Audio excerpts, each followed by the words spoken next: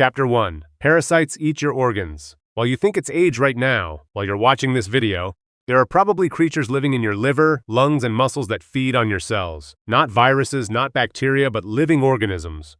And 90% of people over 50 don't even realize it because they blame it on age. Lydia, 62, a retired teacher, came to see me. She's neat and takes good care of herself. She complains of being so tired that she can't get off the couch by lunchtime.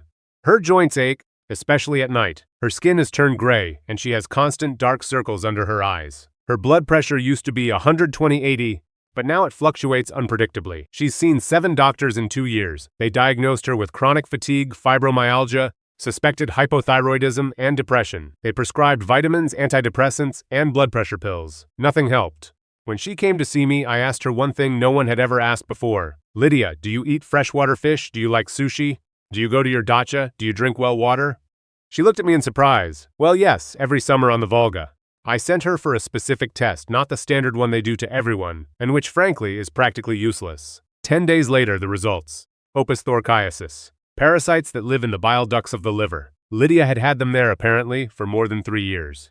Now the first big misconception. Chapter 2. 5 ways to get infected that no one warns you about, which I hear from every other patient. Roman Igorevich, I'm a clean person, I wash my hands. How could this have gotten on me? Dirty hands account for about 10% of infections in adults over 50. 10%. The other 90% are ways no one told you about. Not at school, not at the clinic, nowhere. The first way is river fish. Not raw, mind you, but lightly salted, dried. The same one your husband brings back from fishing, the one you eat with beer or just with tea. Bream, carp, pike, perch. They contain the Opisthoraciasis larva, and it survives salting if the fish is salted for less than 21 days. Most home-salted fish are salted for 3-5 days. That's not enough. The second way is water. Not from the tap, but from a well in your garden, a spring, a river. Giardia and Cryptosporidia live in natural water and can enter the body even if accidentally swallowed while swimming. Remember how you went diving at the dacha last summer? That's where you get infected. The third route is rare meat. Shashlik that's undercooked, steak with a pink center. I know it's delicious, but Toxoplasma and Trichinella don't disappear just from a beautiful presentation. They only disappear from a temperature above 70 degrees inside the piece, not from the outside. The fourth route is pets. The cat that sleeps on your pillow, the dog you pet, and then don't wash your hands right away. Toxocara is a parasite whose eggs live in the fur of animals and on any surfaces they touch. And it doesn't affect the intestines. It goes to the liver, the lungs, the eyes. Yes, the eyes, that's no exaggeration. The fifth option, and this is where many are surprised.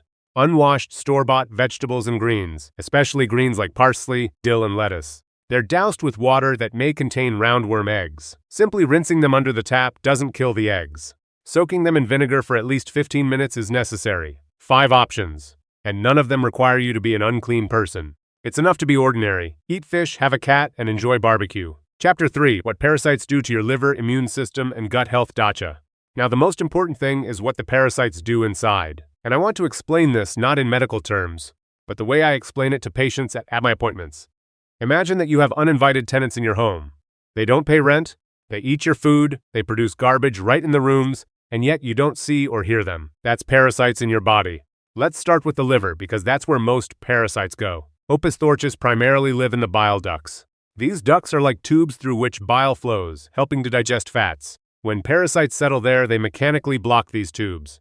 Bile stagnates and inflammation sets in. After a year or 2, chronic cholangitis develops, which doctors treat for years without finding the cause. After 5-7 years of stagnation, the risk of bile duct cancer increases 4-fold. Not by 4%, but 4-fold. Now immunity. When parasites enter the body, the immune system begins to fight them. This sounds good, but here's the problem. This battle requires resources constantly, around the clock.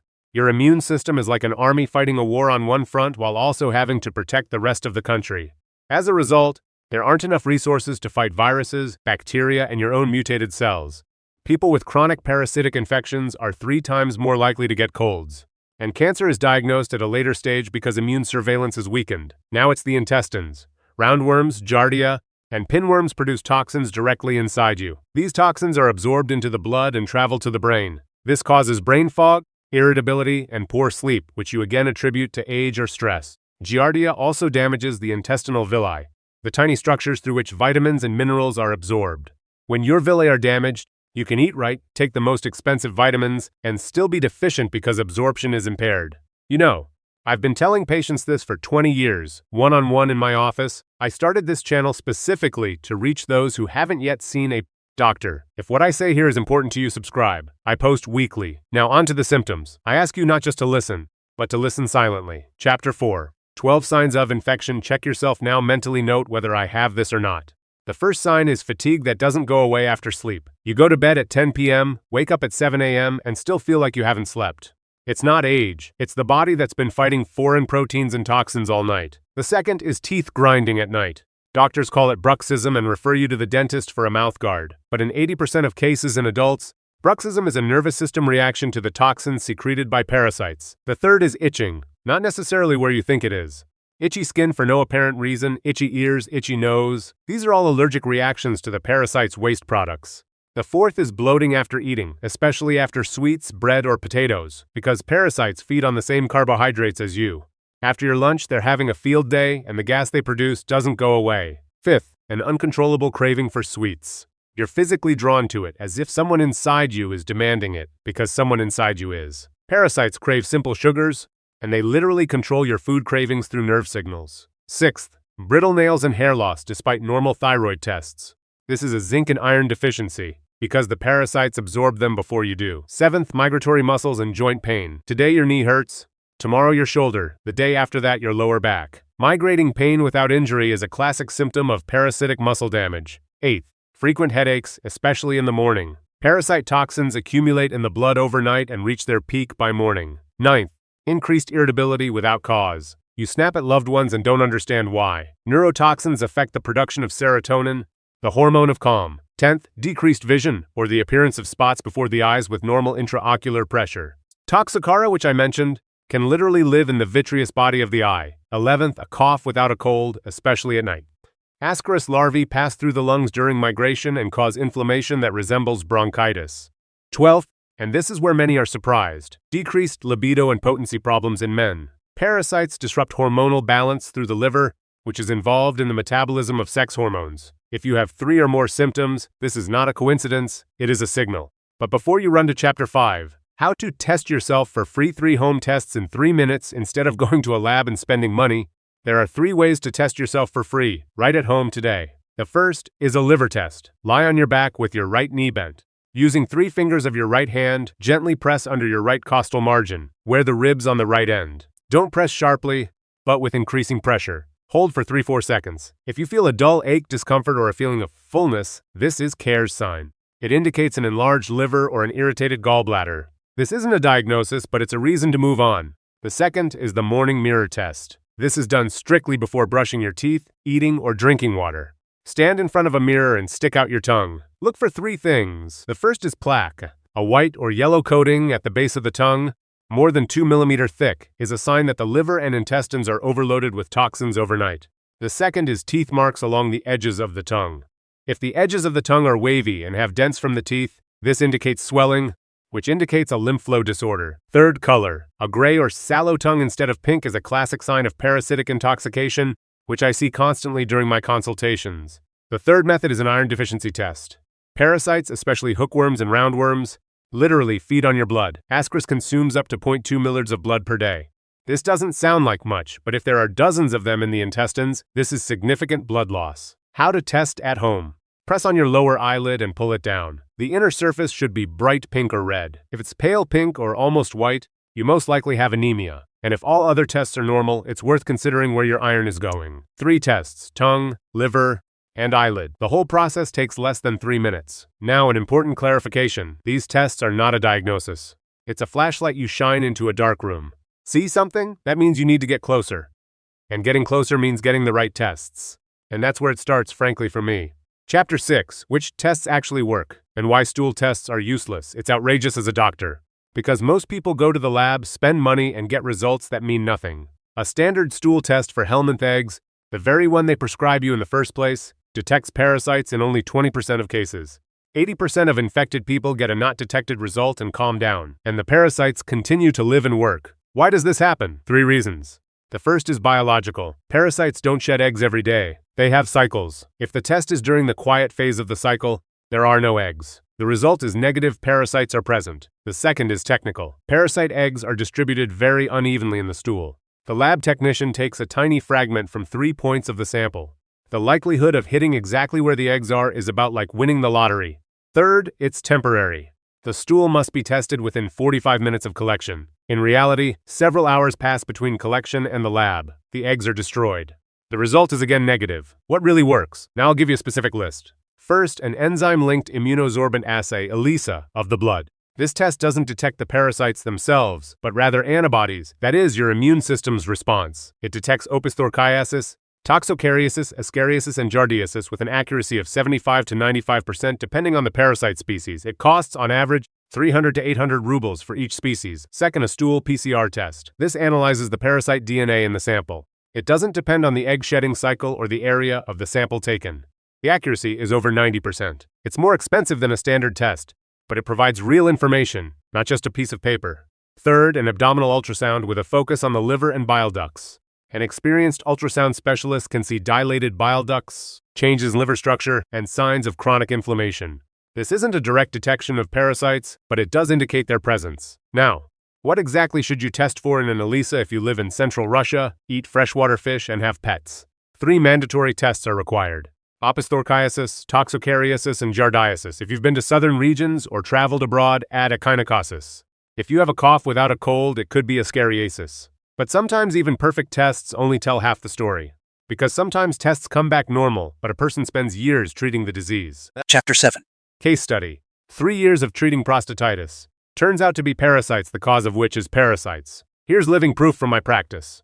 Mikhail came to me 3 years ago. He's a 58-year-old engineer, a strong man, used to not complaining. His wife literally brought him by the hand because he thought it was all just work-related issues. 3 years before that, he'd started having problems. Frequent trips to the bathroom at night. 3 or 4 times a day, a feeling of heaviness in the lower abdomen, decreased libido, and occasional perineal pain. A classic picture, right? Prostatitis. Chronic prostatitis. That's exactly what they diagnosed him with at the local clinic. He treated it for 3 years. Antibiotics, several courses, physiotherapy, prostate massage, alpha blockers, and medications to improve pelvic circulation.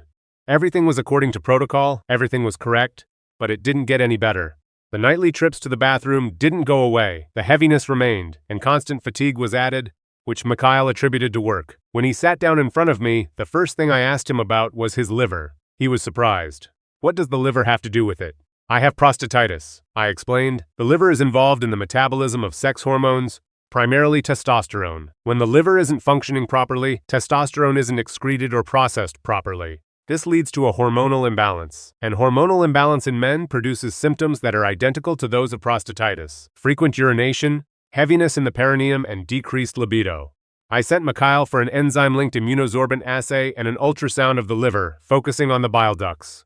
The results came back a week later. The ELISA showed a high titer of antibodies to opisthorchiasis. The ultrasound confirmed dilation of the bile ducts, a characteristic sign of chronic opisthorchiasis infestation. The parasites had been living in his liver, apparently, for at least 5 years. Where did they come from? Mikhail went fishing on the Ob River every summer and dried his own fish at home. 3 to 4 days of salting isn't enough, we already know that. After proper treatment specifically for opisthorchiasis, not prostatitis, Mikhail slept through the night without a single trip to the bathroom after 3 months. 6 months later, his hormone levels returned to normal without a single potency pill. 3 years of misdiagnosis. And the reason was fish from the Abai River. I'm telling you this story not to make you distrust doctors, but so you understand. Sometimes you need to ask additional questions. Ask about the liver when they talk about prostatitis. Ask about parasites when they talk about chronic fatigue. Now, what can you do yourself today without a prescription, without a pharmacy, without waiting at the clinic? Chapter 8. 7 store-bought foods parasites hate. 7 foods sold in any store that parasites, simply put, hate. The first is pumpkin seeds, unroasted, raw, and peeled. Their shells contain a substance called cucurbittin. It paralyzes the parasite's muscular system. They lose their ability to attach to the intestinal wall and are eliminated naturally. Dosage: 100 grams of raw seeds on an empty stomach, thoroughly chewed, every morning for 21 days. This isn't just a folk tale. It's been confirmed by research dating back to Soviet medicine. The second is garlic, but not the way you're used to eating it. Crush 1 clove of garlic and leave it for 10 minutes. This releases allicin, the active ingredient. Then eat it on an empty stomach with a glass of water. Allicin creates an acidic environment in the intestines in which most parasites don't survive. Important: boiled garlic doesn't work. Allicin is destroyed at temperatures above 60 degrees Celsius. Third, ginger. Fresh root, not powder. Take a teaspoon of grated ginger with honey on an empty stomach. Ginger contains gingerol, a substance that disrupts the reproductive cycle of Giardia and some types of nematodes. The parasites don't die instantly, but they stop reproducing, which is half the battle. Fourth, carrot juice, freshly squeezed, a glass on an empty stomach. High concentrations of beta-carotene create an environment in the intestines that is toxic to larvae. Specifically, larvae that have just entered the body and haven't yet had time to take hold. This is both prevention and early protection.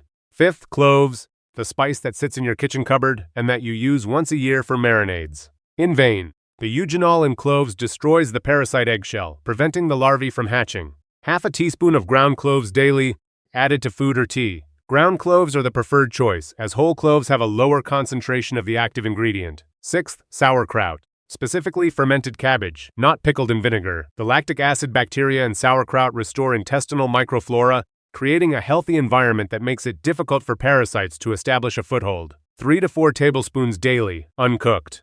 This is both preventative and restorative. Seventh, regular flax seeds. A tablespoon of ground flax seeds in a glass of water, drunk at night. They mechanically irritate the intestinal walls and increase peristalsis. The intestines begin to more actively eliminate all unnecessary substances, including parasites and their waste products. 7 foods: pumpkin seeds, garlic, ginger, carrot juice, cloves, sauerkraut, flaxseed. Chances are, you have 3 or 4 of them in your home right now.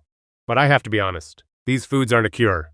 They create an unfavorable environment for parasites and support the body. If an infestation occurs, Chapter 9. Folk remedies. What works? What's useless? What's dangerous? Seriously, medication is needed. And here's where things get tricky. Folk remedies for parasites are a whole other story. Some work, some are useless, and some are downright dangerous. I'll start with what works. Wormwood. A tincture or decoction of dried wormwood is one of the few folk remedies that has a real scientific basis. The compounds absorbin and artabsin found in wormwood create a bitter environment in the intestines, which parasites truly cannot tolerate. The regimen is simple. Add a teaspoon of dried wormwood to a glass of boiling water, let it steep for 20 minutes, and drink a tablespoon 3 times a day 30 minutes before meals. The course is 10 days. But there's an important restriction. Wormwood should not be used if you have a stomach ulcer, gastritis with high acidity, or gallstones. If you have these problems, skip it. The second thing that works is birch tar. Yes, the same one you can buy at the pharmacy for pennies. 1 drop on a slice of bread or a teaspoon of honey on an empty stomach for 10 days. The phenols in tar are toxic to many types of parasites. This method is old, proven, and safe when used correctly. The key word is 1 drop. Not a teaspoon, not a tablespoon, 1 drop. Third, the pumpkin castor oil protocol. In the morning, 100 grams of raw pumpkin seeds on an empty stomach. 3 hours later, a tablespoon of castor oil. Castor oil increases peristalsis and helps remove paralyzed parasites. This method is described in Soviet folk medicine textbooks. It works, but only for 1 day, not a course. Now for what doesn't work. Soda enemas, a popular topic online. Supposedly an alkaline environment kills parasites. No, it doesn't. Parasites live in the small intestine and bile ducts. Enemas can't physically reach them. However, they can reach the rectum and disrupt the microflora there. The result is dysbiosis instead of eliminating the parasites. Kerosene isn't just useless, it's dangerous. Kerosene causes a chemical burn of the intestinal mucosa. I've seen the consequences of this method in my practice. A man drank kerosene for parasites and was hospitalized with acute colitis. If you see this advice online, close the page immediately. And separately, antiparasitic medications from pharmacies without a doctor's prescription. Albendazole, mebendazole, Pyrantel. They're sold over the counter, and people buy them and take them in courses on their own without testing. I understand the logic. Cheap, accessible, why go to the doctor? But each medication works against specific types of parasites. Albendazole is effective against toxocariasis and echinococcus. Pyrantel is for ascariasis and pinworms. For giardiasis, metronidazole is needed. For opisthochiasis, praziquantel. If you take the wrong medication, you're not getting treatment, you're simply overloading your liver. And one more thing. The simultaneous death of a large number of parasites causes a powerful release of toxins into the blood. This is called the Jarisch-Herxheimer reaction, a sharp deterioration in health, fever, rash, weakness. Without medical supervision, this can be very difficult, especially for someone over 50 with an already overloaded liver. Therefore, my position is this. Folk remedies as support, yes, but as the primary treatment for a serious infestation, no. Medications only after testing and only under observation. Chapter 10, 21-Day Recovery Protocol. Step by step now, how to restore organs that parasites have burdened for months or years. A specific 21-day protocol with weekly steps so you leave this conversation not just with an Understanding of the problem, but with a clear action plan. Why 21 days? Because the liver renews its cells, hepatocytes, in about 3 weeks. The intestinal mucosa recovers in 14 to 21 days. The immune system rebuilds itself in about the same time. 3 weeks is the minimum biological renewal cycle for the main organs affected by parasites. The first week is detoxification and elimination. Every morning on an empty stomach, drink a glass of warm water with half a lemon. This starts bile flow and helps the liver begin removing accumulated toxins. We completely eliminate sugar, white bread, alcohol, and fried foods from our diet. Not forever, but for 3 weeks. Add raw pumpkin seeds, 100 grams in the morning, ground flax seeds at night, and sauerkraut, 3 to 4 tablespoons a day. Drink at least 1.5 liters of water a day, no tea or compote water. The second week is dedicated to restoring the microflora and liver. Add natural sugar-free yogurt or kefir, 200 milliliter, to breakfast. These contain live bacteria that begin to restore the intestinal environment. Introduce milk thistle. A teaspoon of milk thistle seed powder in a glass of water in the morning on an empty stomach. Milk thistle contains silymarin, a substance that literally restores liver cells. This isn't advertising, it's pharmacology. Silymarin is an ingredient in expensive hepatoprotectors. But milk thistle seeds contain just as much, and they cost pennies at the pharmacy. Continue with garlic. 1 clove crushed on an empty stomach. Continue with seeds and flax. Week 3 is about strengthening your immune system and consolidating the results. Add zinc, not pills but foods. Pumpkin seeds, which you already eat, are an excellent source of zinc. Add a handful of pine nuts daily. Zinc is a key mineral for the immune system, and parasites absorb it first. Add turmeric, half a teaspoon with black pepper to any dish. The piperine in black pepper increases the absorption of curcumin by 20 times. Without pepper, turmeric is practically not absorbed. Curcumin reduces chronic inflammation in the liver and intestines, which parasites leave behind. And finally, sleep. I tell every patient about this. Liver regeneration occurs between 11 p.m. and 3 a.m. During this time, the liver most actively filters blood and regenerates cells. If you don't sleep during this time, you deprive yourself of the most important therapeutic window. No protocol will help if you go to bed at 1 a.m. That's 21 days in total. Week 1 elimination, Week 2 recovery, Week 3 strengthening. No expensive medications, no complicated regimens. Just what's available at any store or pharmacy for a fraction of the price. What should you do after these 3 weeks? Get tested again. Compare how you feel, and most importantly, avoid returning to the habits that led to the infection. Dried fish without proper salting, well water, undercooked meat, pets without veterinary supervision, unwashed greens. Now you know what to do about it. My name is Roman Igorevich Tlyashev. I've been talking to patients about this in my office for 20 years. Now I'm telling it here because not everyone makes it to the office, and many people have this problem. If you found this video helpful, please give it a like. It helps the channel. Subscribe if you haven't already. Every week I cover topics that we don't have time to discuss in the clinic. And write in the comments how many of the 12 signs you've identified in yourself. It's important for me to know, and it's important for you to recognize it too. Stay healthy. Until next week.